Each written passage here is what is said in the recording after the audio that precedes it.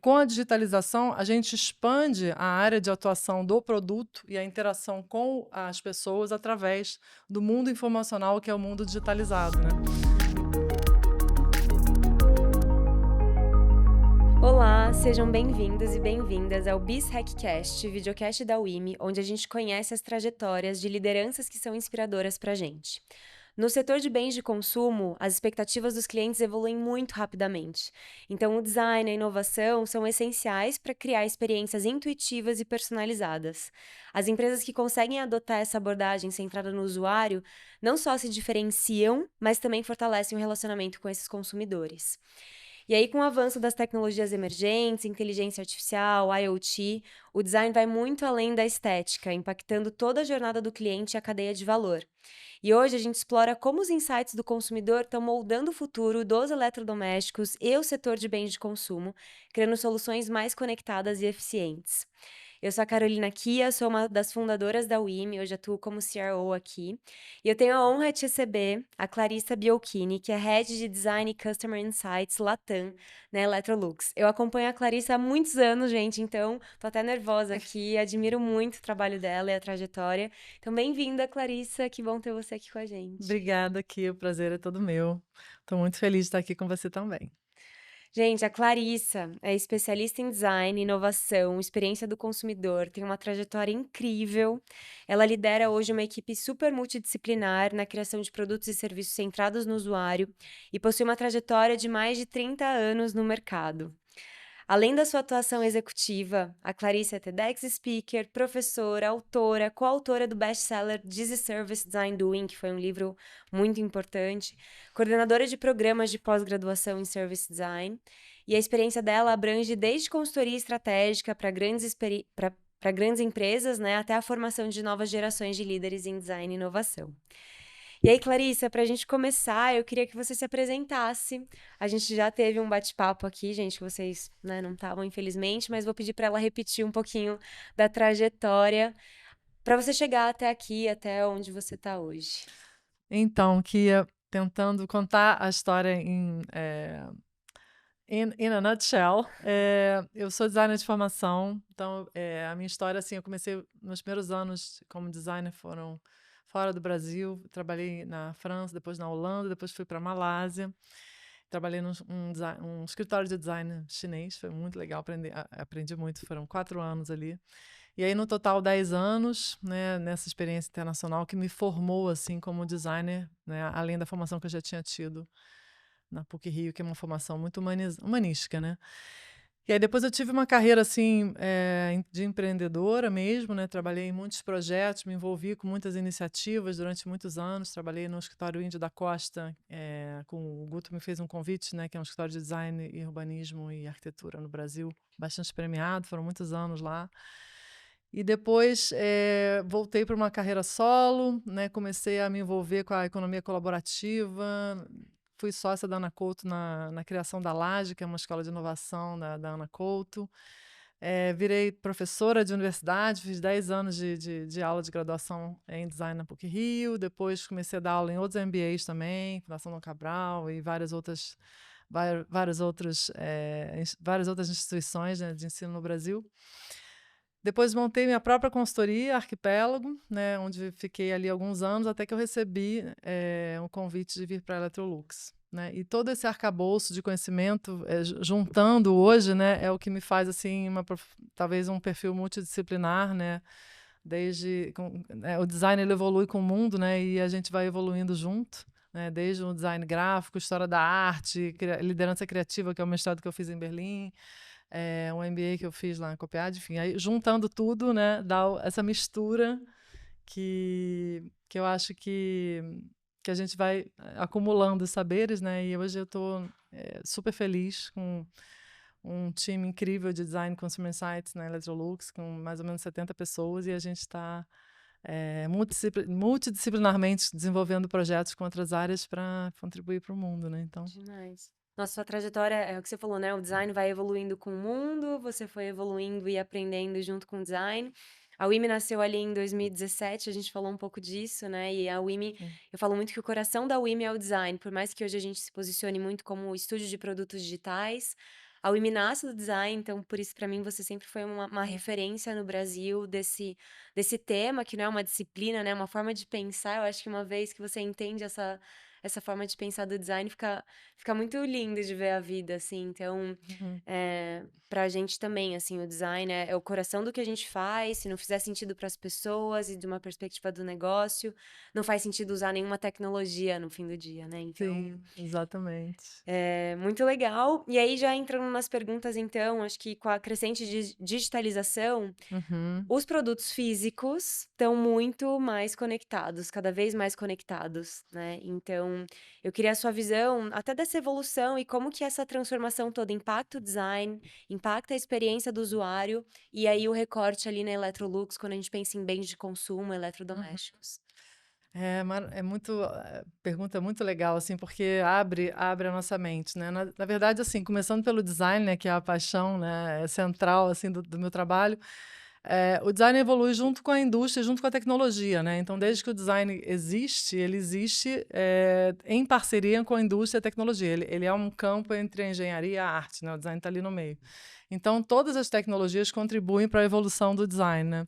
E a revolução digital, né, onde a gente agora já está na maturidade, né, desse momento da história do mundo, ela traz uma abertura do campo do design para o campo da informação, né. Então, o design de produtos, né, principalmente de eletrodomésticos, aqui onde a gente está trabalhando, o nosso time na Electrolux, a gente trabalha com o produto e a interação do produto. O produto fala com as pessoas, né, ele tem informações e ele dá feedbacks, ele interage. Uhum, E com a digitalização, a gente expande a área de atuação do produto e a interação com as pessoas através do mundo informacional, que é o mundo digitalizado, né.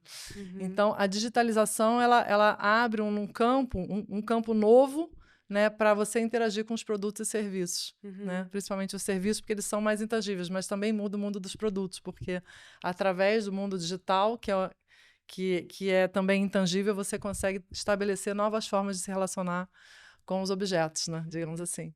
Então, a digitalização, ela expande, né, e ela fortalece e se conecta com vários preceitos do design, como funcionalidade, a intuitividade, né, a uhum. ergonomia e todos os campos relacionados ao design. Sim, porque eu acho que é interessante, né, antes quando você tinha, sei lá, um produto físico, na sua jornada você tinha alguns pontos de contato que poderiam ser digitais, mas hoje a gente está falando de produtos conectados, né, então não é Exato. só antes de chegar no produto, hoje é na sua relação com o produto, então é algo, que de fato impacta muito um negócio de bens de consumo como a Electrolux, né. Uhum, E aí também acho que está muito conectado, hoje também você atua dentro dessa frente, quando a gente pensa na pesquisa com consumidores. uhum. Então, essa conversa com as pessoas, ir até elas, entender as necessidades e comportamentos, como que essa pesquisa influencia a tomada de decisão no design dos produtos atuais ou até de novos produtos, né. Então, Uhum. tem algum insight inesperado, assim, que mudou o rumo de um projeto, ou na Electrolux hoje, ou na sua trajetória que você possa compartilhar? Uhum. Sim, temos vários exemplos. Na verdade, o design é pesquisa também, né? A primeira Uhum, etapa de um projeto de design, de um processo, é a pesquisa. Então, você vai a campo, né? Que é o que a gente ensina nas universidades. São 8 projetos para você virar um designer, né? Então, você vai a campo e você entende. Então, através da pesquisa, você, juntando com outros dados mercadológicos, você consegue entender e capturar coisas não ditas, né? Ou necessidades não explícitas das pessoas, que são os insights, os uhum, famosos insights, né. Então, como a gente agora tem a área de Consumer Insights junto com o design, a gente consegue fazer essa conexão mais rápida, né. uhum, Então, dados de pesquisa, insights de consumidor, de observação, nos ajudam a, criar novas features e funcionalidades em produtos. Então, tem alguns exemplos, assim, eh, que a gente tem, vários exemplos, na verdade, não sei quantos eu posso dar aqui, mas, a gente tem, por exemplo, o Color Adapt, que é um produto que a gente lançou há algum tempo, surgiu na pandemia, que é um ar-condicionado hã. que se adapta. Na pandemia, as pessoas ficaram muito em casa, né? Então, Sim. tudo que estava dentro da casa passou a ter uma atenção especial. Até escrevi um artigo na época que falava o seguinte, que o que está dentro da sua casa, uma cafeteira, por exemplo, durante a pandemia, era mais importante do que seu par de sapatos, né? Porque você ficava em casa, né? Então as pessoas começaram a olhar mais para casa, e aí a gente lançou alguns produtos baseados nesses insights, e um deles foi o Color Adapt, que é um ar-condicionado que pode ser customizável, você pode pintar ele da cor da sua parede. Então, isso é um insight que a gente teve que ajuda uma das tendências que a gente sabe que são vigentes, que é os espaços mais integrados e a casa cada vez um lugar mais de bem-estar. E a gente até usa o santuário do bem-estar e tal. Então, o ar-condicionado adaptado à cor da parede e outras features, por exemplo, a gente criou um controle remoto para esse ar-condicionado baseado em uma... pode chamar de dor ou uma observação que era: quando você está dormindo à noite, você tem, né, você precisa acender a luz se você quiser mudar a temperatura do ar. E a gente criou um controle remoto que tem uma luz retroalimentada. Como é que chama isso? É uma backlight.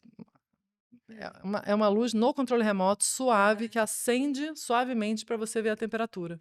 E aí você não acorda quem está do seu lado. Não é uma luz forte, exatamente. É uma luz que não atrapalha você nem quem está dormindo do seu lado. Isso foi uma observação também de usuário. Algumas outras features, né, que a gente identificou em produtos, e aí não necessariamente na pandemia, foi, por exemplo, nos nossos refrigeradores. Tem muitos refrigeradores que a gente criou e estão no mercado que tem features específicos, por exemplo, para você manter os seus legumes por mais tempo, ou todas as prateleiras retráteis, né? O conceito de flexibilidade num refrigerador que a gente tem, por exemplo, de 4 portas, é o conceito que é vigente. Então, você tem a flexibilidade física para as prateleiras ficarem mais altas ou mais baixas, de acordo com o que você tem para guardar, mas você também tem a flexibilidade na temperatura. Então, tem um refrigerador de 4 portas que a gente tem, que tem uma das portas, ela pode funcionar como um freezer ou como uma adega, por exemplo. Então, uma flexibilidade no uso, né? Tem o uso também da inteligência artificial, que se chama AutoSense para os refrigeradores. Então, você pode... o AutoSense, ele percebe o uso da geladeira, né? Se você usa 3 vezes ao dia, em que dias você usa mais, abre mais a porta, ou se você está viajando, ele percebe e aí ele muda a temperatura do refrigerador de acordo com o seu hábito, né? Aí tem vários outros exemplos. Tem um monte. Tem muito exemplo. Tem muito exemplo que são insights de consumidor, né? Insights de usuário, de coisas que a gente vai percebendo nas conversas, nas entrevistas, nas visitas e nas etnográficas. Sim. E é algo contínuo, né? Então, por exemplo, o exemplo que você deu ali do ar-condicionado, da cor da parede. Sim. Você tem um novo contexto social, então ali você tem a pandemia e isso impacta comportamento, você precisa entender o impacto disso, isso muda hábito, muda o que as pessoas... Você falou, né? A sua cafeteira tá mais importante do que seu par de sapato, às vezes é seu carro, né? Exato. Que você não tá usando, então coisas que na nossa casa a gente não tava percebendo, tem um novo contexto instalado, a gente percebe e aquilo fica gigante. Exato. E como mudou de novo agora que a pandemia passou, as pessoas... Então, é o tempo todo, né? Eu acho que isso... O mundo vai mudando o tempo todo e as pessoas vão mudando o comportamento e a gente não percebe, às vezes, que tem um comportamento emergente, né? Sim. Tem um outro caso que é uma lavadora de louça que a gente lançou, que tem uma função higienizar compras. A gente percebeu na pandemia que as pessoas chegavam do mercado, tinha que limpar tudo. Sim. Né? E aí a gente criou uma função dentro da lavadora de louça que você pode botar todos os seus legumes ali e ela tem uma temperatura que não cozinha os legumes, ela só limpa, né?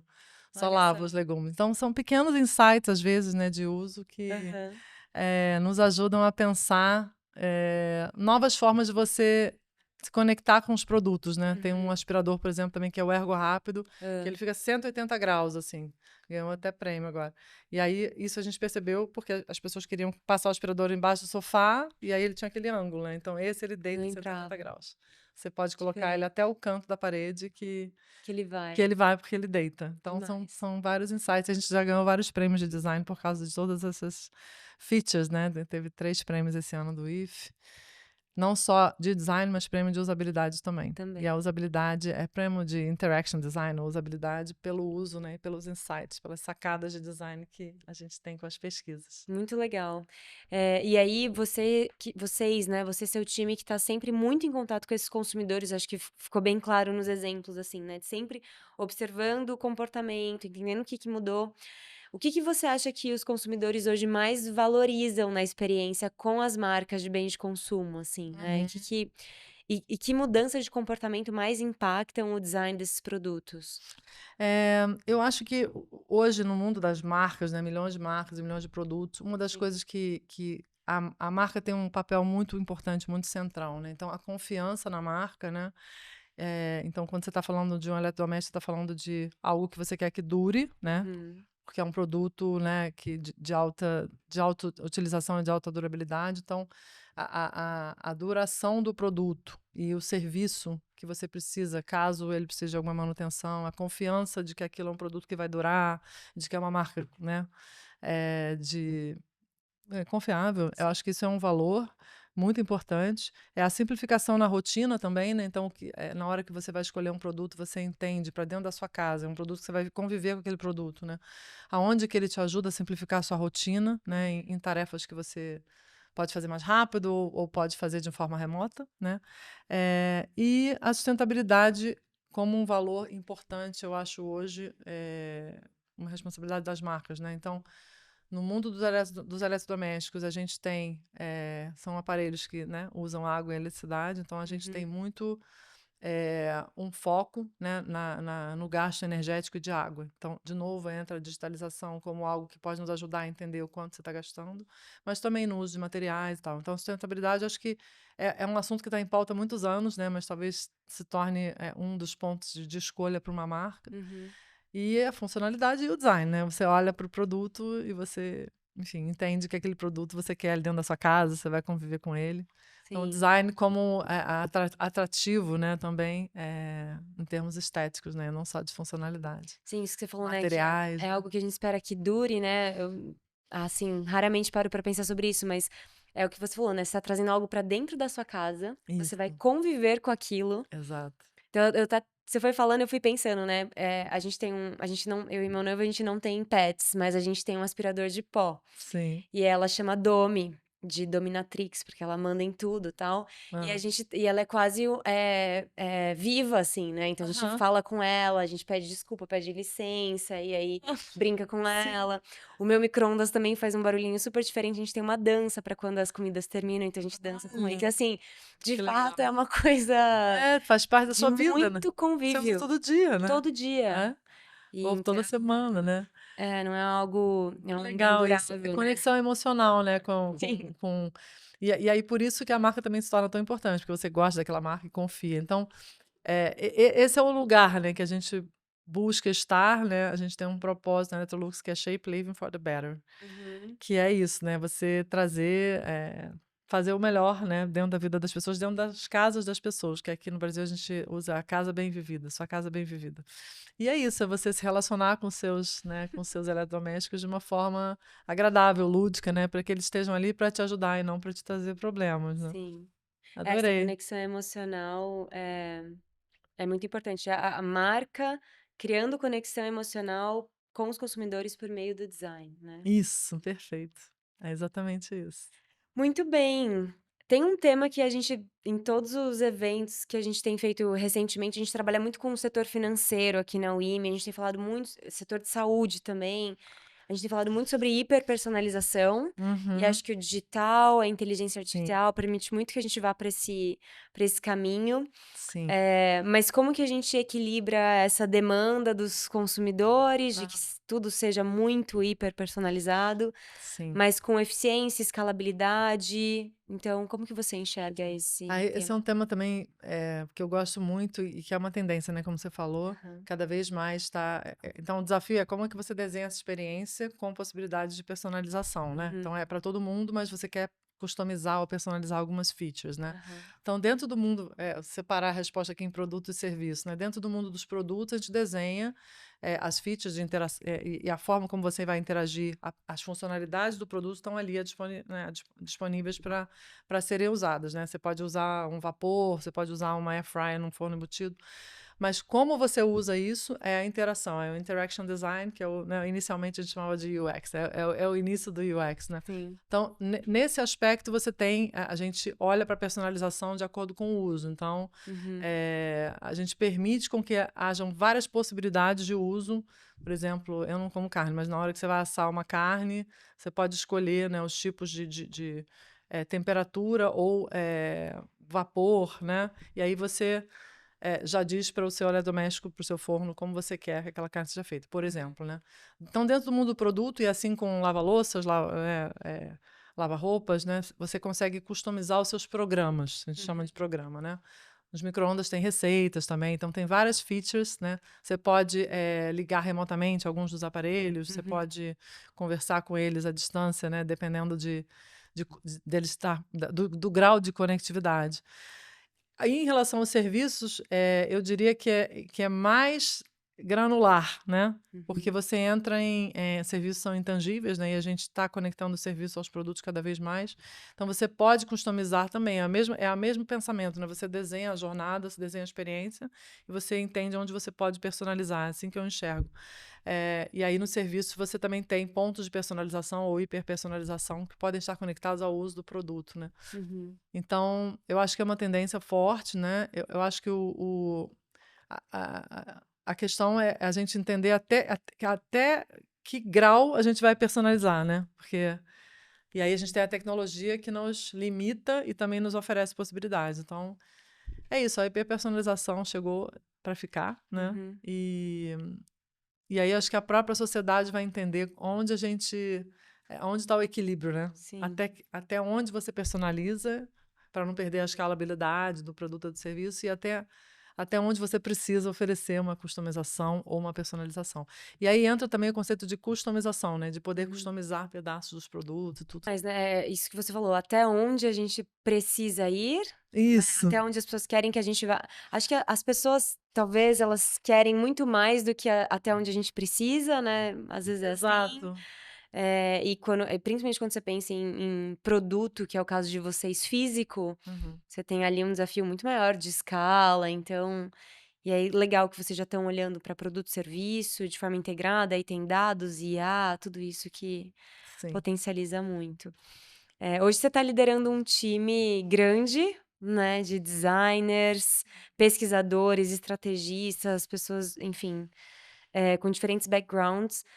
E eu achei legal que você falou ali que o design ele tá entre a engenharia e a arte, né? E aí eu imagino que seu time também seja um pouco assim, né? Entre criatividade, negócio, uma empresa que é de bens de consumo.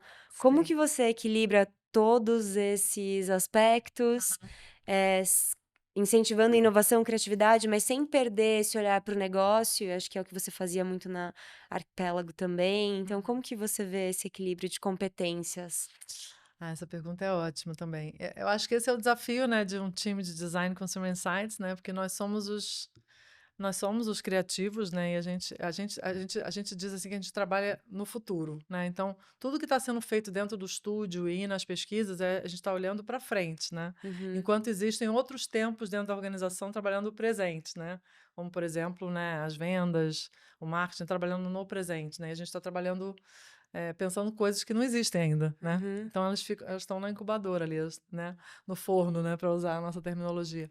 Então o desafio de liderar um time como esse é justamente lidar com esses dois tempos, né? E conseguir manter uma energia e uma aura de criatividade, né? De realmente disrupção, de pensar coisas diferentes, né? De não ficar sempre né, na mesma dimensão, né? Então, é desafiar, né, os times, né? E isso eu acho que é o motor constante para a gente pensar, né? Que é a natureza do design, né? Porque o designer é um contestador por natureza, ele é desafiador, ele pergunta, ele nunca está satisfeito, né? Essa é a natureza do designer. Né? Então, por que dessa forma? Por que não pode ser de outro jeito? Então, quando o designer entra num lugar, ele fala, não, mas isso aqui podia ser de outro jeito, isso aqui podia ser melhor. Desconfortável, né? Porque ele está sempre pensando, né? outras soluções, né? O Sim. pensamento divergente. Então, o time tem que estar sempre com essa, né, com essa vontade, com esse guts de ir além, né? E ao mesmo tempo tendo que conversar, lógico, porque a gente é uma indústria, conversar com o negócio, né? Entender. Então, conversas muito com a engenharia, com a área de pesquisa e desenvolvimento, conversas com a área de IT, né? Conversas com a área de marketing, com a área de vendas, com a área de negócios, né? Então, é uma conversa constante, né? Para a gente poder estar sempre à frente e não perdendo o pé, né? No presente, né? Então, Não, um desafio enorme, é né? um Porque senão desafio. ficam lá os designers que estão lá no futuro, né? Enquanto eu tô tendo É, que entregar resultado hoje. Então, exato, é uma coisa que exato. precisa de muito equilíbrio. Acho que ter você como liderança, né, desse tema ajuda Uhum. a, a encontrar esse caminho, né? Você falou esse equilíbrio dos dois tempos. Equilíbrio dos dois tempos, exato. E das duas mentes, né, que a gente tem, que é a mente executora, a mente disruptora, criadora. Como é que você quebra o status quo de coisas que são, né? Então, existem muitas quebras na indústria que são feitas, né, vamos testar, né, como um aspirador robô, que foi, de repente, Uhum. surgiu a tecnologia permite, né, que algumas coisas surjam, né? E aí é entender esse timing e apostar, né, e ter uma mente de test and learn, né? Então, Demais. Boa. é isso. Olhando um pouquinho para o futuro e até olhando para design, mas também tecnologia, eu acho que o que que você vê de tendência, que você acredita que vai transformar o setor de bens de consumo e Uhum. a forma como a gente se relaciona com a nossa casa, como a gente consegue, enfim, como a gente se relaciona com a nossa casa, como a gente compra e consome esses produtos. Eu acho que as casas vão se tornar cada vez mais, já estão, né? Isso também foi a pandemia que transformou, né? Virou um lugar de várias coisas, de trabalho que não era, né? Sim. Então a casa hoje ela é multifuncional, cada pessoa, né? Cada família, cada núcleo usa como quer, né? Ela é adaptável, né? Então uma casa multifuncional, uma casa flexível, né? No sentido de uma mesa que é uma mesa de jantar, vira uma mesa de trabalho, né? Móveis retráteis, né? Isso é muito o futuro. Ambientes integrados, né? Então você tem ali a sua geladeira dentro da sua sala, né? Você tem as cozinhas abertas, então você tem que ter cada vez mais intuição, né? Na hora de desenhar, porque elas fazem parte do seu ambiente, né? Elas estão convivendo com você. Às vezes até uma máquina de lavar está perto da sala, né? Então você está assistindo um filme e a roupa está lavando, né? Ou você está usando micro-ondas, enfim. Ou o seu robô aspirador Tá está ali. andando pela casa. Sim. Então, ambientes mais integrados e uma fusão do trabalho com a vida, né? Que eu acho que e também vários tipos de configurações familiares também, que é uma coisa que a gente está vendo, né? Então, não é mais aquele modelo central familiar, são vários tipos de configurações e a casa como um lugar também muito de refúgio, né? De descanso, onde você se renova, onde você, né, descansa e faz suas conexões com você mesmo, né? Você foge às vezes do mundo para voltar para sua casa. Então você quer que seja um lugar, né, agradável, com uma luz agradável, com sons agradáveis, com cheiros agradáveis, né? Uhum. Texturas, então a gente trabalha muito as texturas, trabalha muito as temperaturas, né? Qual foi essa segunda parte da pergunta? Você perguntou como as pessoas compram, né? Né, tendências de tecnologia. E também eu queria muito ouvir sobre o design. O que que você Uhum. acha que vem aí? Porque o design, ele por si só, né, em sua essência, ele permanece. Acho que o que muda é o contorno, assim, né, de Sim. onde ele está inserido. Então, qual que é a sua... Exato, o design ele acompanha o mundo, né? Então, se você pega lá a Revolução Industrial, quando a gente começou a profissão do design, não a formação, porque a formação veio depois na Bauhaus, né? A profissão começa ali a gente desenhando objetos que são produzíveis em escala, né? Então, o designer, que não era ainda essa profissão ainda consolidada, mas já era esse profissional, trabalhava desenhando coisas que seriam produzidas em série. O design é a produção em série, né? Isso é o que diferencia da arte, por exemplo, né? Então, o design ele acompanha o mundo, ele acompanha a indústria, né? Se você olhar a história do mundo, a história do design está acompanhando, né? Porque o designer usa as tecnologias vigentes daquele tempo para produzir coisas que aquele tempo pede, né? Então, por exemplo, se a gente olha para, não sei, um telefone sem fio lá, Aham. né? Que começou, sei lá, olha para um telefone desculpa, com fio, telefone de discar na parede. década de 80, aquilo fazia sentido naquele momento porque a tecnologia precisava de um fio, né? E aí você pegava aquele gancho e falava, né, ouvido e boca, porque aquilo era ergonômico, né? Você desligava. Outro dia até ouvi um meme muito engraçado, que é assim, o telefone fora do gancho, o telefone de parede fora do gancho, era como se botar no modo avião hoje. É a mesma função. Tipo, não quero falar com ninguém. E aí você tirava do gancho. Então, as necessidades humanas são as mesmas. Tipo, não quero falar, não vou atender. Só que você tirava do gancho, enquanto a gente bota no modo avião. Então, assim, o design é isso, é entender os comportamentos, né? E ajudar as indústrias a entenderem aonde que elas contribuem com uma vida melhor ou com, né, com uma experiência melhor de consumo ou do verbo que seja, né? Porque o design também trabalha com verbos, né? Que é selecionar, fazer, cozinhar, né? Testar, passar. Né? Então a gente trabalha com as funções só que a intuição do designer é que faz a diferença, né? Então, a genialidade de um designer que consegue fazer uma coisa muito diferente é porque ele percebe o comportamento do consumidor, entende a tecnologia que ele tem disponível ou vai buscar, ou está nascendo, e aí criar uma coisa nova que muda o consumo e muda o uso, né? Então, e aí tem vários exemplos à nossa volta, né? Como as câmeras, como as luminárias, né? As coisas que vão mudando com a tecnologia, os computadores, os celulares, né? E os eletrodomésticos são a mesma coisa, os carros, né? Vai tudo mudando, né? Hoje o carro vai virar um computador. Mas talvez a nossa cozinha seja também um centro de informações, né?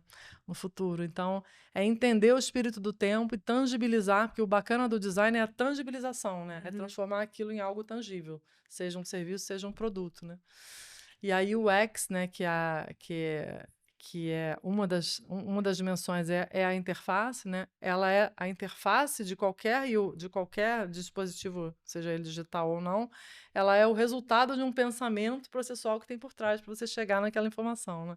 Então é todo um pensamento construtivo, né, a partir da função e da intuição para você atingir um objetivo que é fazer algo, né? Que é simples no final, né? Um verbo. Exato. Demais. Nossa, uma aula, né, gente? Vamos combinar aqui. Você passou por muitos setores, muitas indústrias, acho que tem muito conhecimento aí, ficaria muito tempo aqui te escutando. Eu estava aqui até tinha esquecido onde eu estava.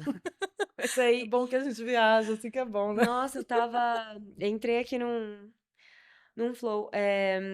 Tem alguma coisa sobre inovação e design que você viu, assim, acho que você acabou falando um pouco, né, de que é universal para as indústrias, ou o que que você viu de diferente ao longo da sua trajetória, mas no fim do dia, né, essa lição, esse aprendizado sobre design, sobre inovação ao longo da sua carreira. Eu acho que a palavra inovação ela ficou na moda aí muito tempo, mas o design é a inovação em si, né? Porque você está sempre criando uma coisa nova. E aí, se é novo, é inovador. Não existia antes, né? Quando você lança um produto, ele não existia antes, né? Só se ele for exatamente igual ao outro, mas em geral tem uma mudança. Então, o designer, ele pensa o futuro, ele pensa o novo, na verdade. Não é que ele pensa o futuro, ele pensa algo que não existe, né? A partir de uma observação, né? E isso é que é o bacana, eu acho, do trabalho e da mente do designer, porque o design é uma forma de pensar, né? É uma forma de olhar o mundo, né? Só que não é só uma forma e né, um olhar disruptivo ou rebelde, que seja. É uma forma construtiva, né? De propor, né? Soluções a partir de processos e metodologias que você conhece bem, para nos levar a algo que é tangível, né? E que é inteligível também, né? Então, se você consegue atingir o seu objetivo de fazer algo confortável e inteligível, né? Então, a pessoa entendeu como faz para usar, está confortável dentro daquele contexto e sabe usar, aí você atingiu o seu objetivo. Né? E se você consegue criar desejo, mais ainda, né? E aí entra assim, a dimensão artística e criativa, que são as formas, as cores, né? A sensorialidade do design, que é um pouco da mágica, né? E aí, para você ser um designer que entende como fazer isso, você tem que estar muito antenado, né? Então, o alimento é o mundo, né? O designer tem que sair, tem que ver coisas, tem que viajar, tem que, né, sair do contexto onde ele está para poder ter, olhando, a IDEO chamava um conceito que eu gosto muito, que é a polinização cruzada, né, que é você olha uma coisa, você olha uma roda de bicicleta, mas aquela roda vai te ajudar a criar uma, sei lá, uma engrenagem de um produto, né? Você olha para uma coisa que vai te dar uma ideia para uma outra coisa que não tem nada a ver com aquilo, né? Mas é o processo criativo que está funcionando no flow, dentro da cabeça do designer, que fala, não, putz, isso aqui eu vou ligar com... Às vezes não é imediato, às vezes é tomando banho, 3 dias depois, né? Às vezes é um mês depois, putz, aquilo vai... Só que isso exige um trabalho. Essa é uma coisa também que é muito interessante, porque não é de uma hora para outra que sai. É suado, né? Para você chegar numa ideia genial, você fez 300 antes. Isso é uma frase do Niemeyer que eu gosto muito, que é o seguinte. O Niemeyer, no final da vida dele, estava numa reunião assim, ele fez um rabisco, assim, tipo um projeto lá, ele fez um negócio bem rápido, assim. Aí alguém falou, mas você fez isso tão rápido, assim, né? Em 10 minutos. Ele falou, mas eu demorei 50 anos para fazer esse desenho. Para conseguir fazer em 10 minutos, eu demorei 50 anos. Então, é isso, né? Muita experiência e muito trabalho, muita dedicação para você chegar num resultado genial, assim. Não é de uma hora para outra, né? Sim. Demora. E aí você tem que testar, você tem que prototipar, né? Que a gente não falou sobre isso, mas o protótipo é o coração do processo, né? Porque se você não testa, você não sabe se aquilo vai funcionar, né? E isso é uma coisa que... Então, você começa com a pesquisa, você entende o contexto, você entende o problema, né? Tem o conceito que é o problem, a zona do problema, né? A problem zone, solution zone, né? Você tem que entender exatamente qual problema você está resolvendo. E isso é o processo do design com a pesquisa, né?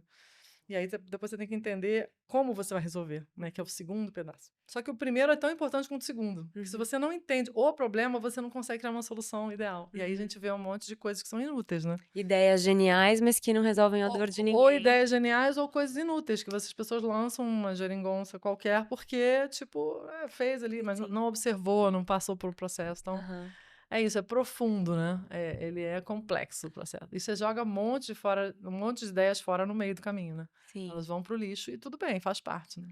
Não, e acho que de tudo que você falou, assim, esse olhar curioso, né? Você falou antenado, quando você falou antenado, e acho que é no sentido de ter esse olhar curioso para as coisas que estão acontecendo, né? Ao redor, e às vezes até dentro da rotina. Sim. Se a gente não liga esse olhar, exato, que é uma coisinha sutil, mas é muito importante, assim, e de fato é apaixonante, assim. Eu acho. E tem a questão da responsabilidade, né? Que o designer tem uma responsabilidade, né? De colocar coisas no mundo que sejam, né? O mais sustentáveis possíveis e o mais... eu acho que o design contribui para a beleza do mundo também, mas também para a funcionalidade, porque não são só coisas belas. Então, existe uma responsabilidade, assim, quase que social do papel do designer, né? Que é a gente colocar coisas no mundo que façam sentido, né? Que sejam realmente úteis, né? Que não sejam... desperdícios de materiais e de coisas, né, de energia, porque hoje em dia no mundo digital a gente parece que as coisas são de graça, mas não, tem todo um gasto por trás energético gigantesco, né? Então existe uma responsabilidade também, e aí tem todo o campo do design social, né, que trata disso, né? Muito então bom. É isso. Clarice, estou impressionada, assim, com... Eu já te acompanho há muito tempo, sei que tem muito conhecimento aí. Eu queria fazer uma última pergunta só para quem está assistindo a gente. Uma dica, assim, onde que você se informa, como que você se mantém antenada, onde que você busca essas inspirações, o que você recomenda, assim, de, sei lá, leitura, podcast ou curso, como palavra final para quem tá assistindo a gente, quer mergulhar um pouco mais nesse mundo do design. Tá bom, olha, eu faço tanta coisa, se eu pensar aqui. Bom, eu tô sempre lendo, eu leio muitas coisas variadas, assim, eu não leio só coisas sobre design, eu leio sobre muitos outros assuntos, né? Comportamento, tecnologia, antropologia, né? Psicologia. Eu acredito muito no olhar externo então, assim, as viagens são importantes para mim, né? Porque eu saio de um lugar, viagens e a feiras ou eventos, né? Eu acabei de voltar do Southeast SXSW, e aí, uma explosão de ideias, né? E nesses lugares, não é só o estímulo visual das coisas que eu estou vendo, mas também as conversas, né? Então, são essas duas coisas. É o estímulo visual, eu estou sempre vendo exposições de arte, museus, sou muito conectada à arte mesmo, às artes plásticas, porque isso me inspira, né? Então, eu tenho uma formação em História da Arte, eu estou sempre nos museus, sempre nas galerias, tenho amigos artistas, isso me inspira, porque eles estão sem compromisso, né, com o mundo, eles estão à frente, os artistas estão à frente, né, sempre. E aí, não só a arte, mas música, cinema, teatro, tô sempre me alimentando disso. E pessoas interessantes, né? De vários tipos, de vários backgrounds, isso é o que me alimenta também. E leio bastante, estou sempre... E tenho meus momentos também de desconexão, né? Então, natureza, meditação, yoga, eu preciso para poder, né, baixar um pouco a bola da mente, né, que não para. E é nesses momentos, né, que é o ócio criativo, que é o livro do Domenico De Masi que fala sobre isso, que é nessa hora que você... que as coisas emergem. Que as conexões todas E vêm. as conexões acontecem. Então, se a gente está muito ocupado o tempo todo, isso não acontece. Você tem que deixar o flow acontecer, né? Então, eu não sei, não sei se você queria dica de Não, eu livro, adorei, podcast, acho mas isso. Um pouco de como você vê o mundo, como você se alimenta, né? Acho que tem toda essa porque questão não é uma fórmula mágica, né? E é isso, eu estou tentando entender também sempre o que está acontecendo. A gente estava falando sobre séries agora, né? Aham. Mas eu acho que é o equilíbrio entre o mental, né, e o emocional. É você conseguir estar sempre informado, entender o que está acontecendo no mundo, mas também um lado sutil que é de sentir, né? Onde você consegue ter as ideias, as visões e conseguir, de fato, né, contribuir para o mundo novo, né, para o futuro. Maravilhosa. Eu acredito na humanidade, então acho que é isso. Tem uma visão positiva, né, sobre o mundo. Sim. Clarissa, muito, muito obrigada por estar aqui Obrigada hoje a com a você gente, aqui. compartilhar tanto conhecimento da sua trajetória. A Clarissa é super acessível, gente, tem bastante conteúdo sobre ela também nas redes. Acho que você contribui muito, você tem essa preocupação de compartilhar o seu conhecimento. Eu sempre senti muito isso de você. E obrigada para quem acompanhou a gente. Assistam os outros episódios também, que estão super interessantes, muito legais. Temos muitas mulheres inspiradoras nos nossos videocasts também. E fiquem ligados para as próximas edições do Bis Hackcast. Siga o IME nas nossas redes e até a próxima. Obrigada.